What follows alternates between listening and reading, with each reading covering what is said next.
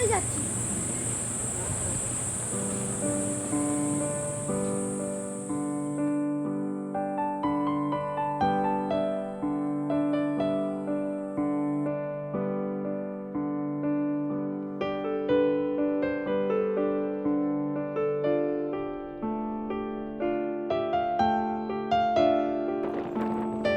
নাইবাসা থেকে আমরা নাকুড়ু গেলাম।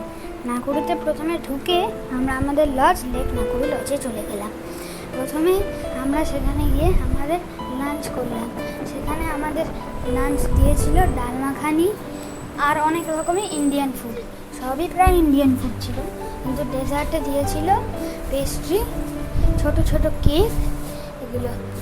আমি ডাল মাখানি ওরকম কিছু খাইনি, আমি শুধু ডেজার্টের কয়েকটা পেস্ট্রি খেয়েছি। তারপর আমরা আমাদের রুমে চলে গেলাম।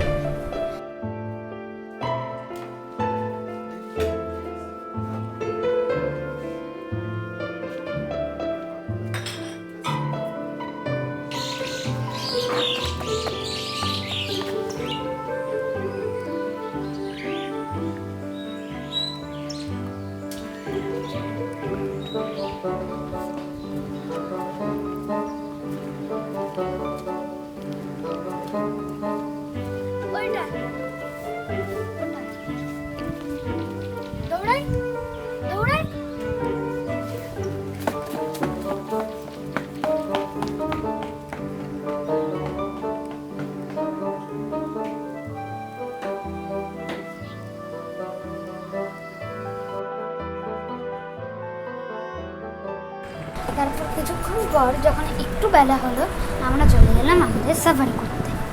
সাফারিতে আমরা প্রথমে কয়েকটা রাইনো দেখি। তারপর দেখতে পাই একটা গাজেলের দলের মাঝখান দিয়ে একটা হায়না ঘুরে বেড়াচ্ছে। হায়নাটা শিকার করে না, ওরা স্ক্যাভেঞ্জার্স। অন্য পশুর যেগুলো শিকার করে তার যেগুলো বেঁচে থাকে সেগুলো হায়নাকে। 1, 2, 3, go. আমরা তারপর কিছুক্ষণ পর গিয়ে জানি না কেন আটকে দিল একটা নদীর মতো জায়গার সামনে, ও একটা পাহাড় ছিল, সেইখানে অনেক পুলিশ ছিল সেখানে, তারা আটকে দিল। অনেক গাড়ি ছিল, অনেক গাড়ি দাঁড়িয়েছিল। তার পাশে আমরা যেটা দেখতে পাই একটা বিশাল বড় রাইনো। সন্ধে হয়ে যাচ্ছে, আমাদের গাড়ি তখন চলছে। কিছু ঘাসের জায়গায় দেখতে পাই কিছু ওয়াটার বাগ আমাদের গাড়ির সামনে দিয়ে রাস্তা ক্রস করছে।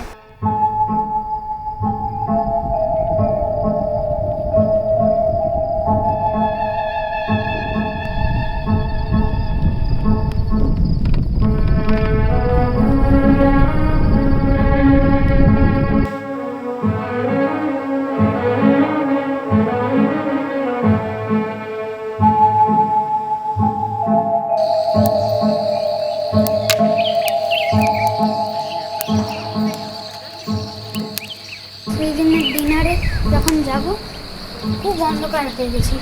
আমাদের যিনি নিয়ে যাচ্ছিলেন আমার বেব্বু তাকে জিজ্ঞেস করে নিল, একটা আলো দেখা যাচ্ছে, ওইটা কি? সেই লোকটা বলল এই আলোটা হচ্ছে নাকুড়ু সিটির আলো। দারুণ দেখাচ্ছিল সেই আলোটা।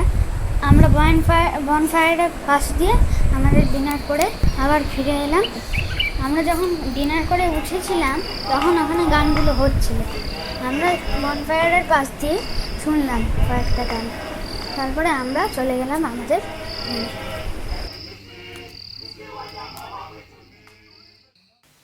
সকালবেলায় উঠে যেটা দেখি সেটা হচ্ছে আমি ঘুমাচ্ছিলাম, ইলুই ডাকলো।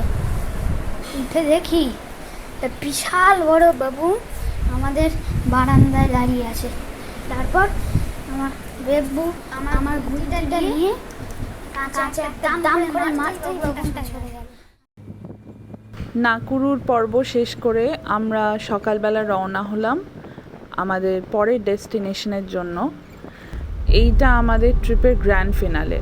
আমরা প্রায় 5 ঘন্টার রাস্তা পেরিয়ে পৌঁছবো মাসাইমারায়। মাসাইমারা যাওয়ার রাস্তাটা ভয়ঙ্কর খারাপ ছিল এবং যেহেতু বৃষ্টি পড়েছিল তাইতে আরও খারাপ হয়ে গেছিলো।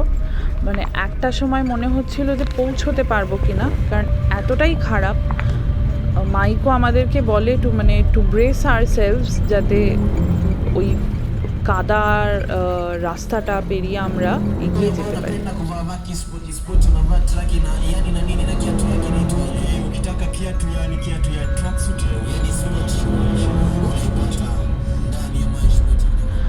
আমরা মাঝপথে নারক বলে একটি জায়গায় হল্ট করি। নারক একটা ইম্পর্টেন্ট টাউন ওখানে। নারক থেকে আমরা আবার এগিয়ে যাই মাসাই মারার দিকে।